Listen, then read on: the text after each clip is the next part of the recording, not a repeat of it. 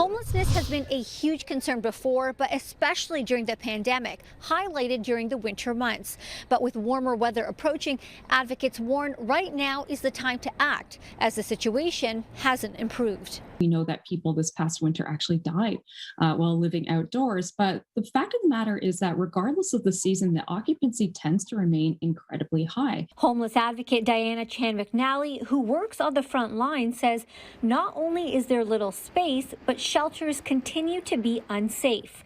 According to the latest numbers, there are 10 ongoing outbreaks in the shelter system and 62 cases among shelters. Those numbers are considered an underestimate. As of May 8th, shelter programs for families, singles, and allied services were over 98% capacity. COVID programs such as response sites and hotels were just as full or at 100% capacity.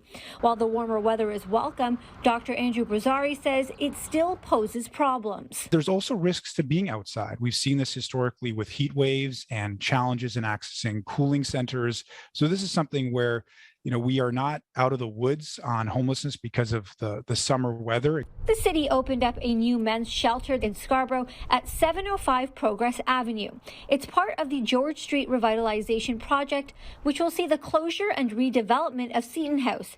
Initially, people moving into this shelter will be coming from Seton House. It's far away. For people who are being relocated from Seton House, it's a world of difference between the downtown core, just on the east side of the downtown, versus going out to Progress Avenue, which is not very accessible by public transit, which is not located close to the kinds of services that people tend to use. We reached out to the city for comment, and here's what they said. In part, people across Toronto are experiencing homelessness, including 30% of people living outdoors who are estimated to be staying in Scarborough. Our shelters need to meet people where they are, not only in downtown locations. We also need to ensure that wherever people are moving to, that there's also access to the primary care they need. People who are living in shelters live half as long as the general public.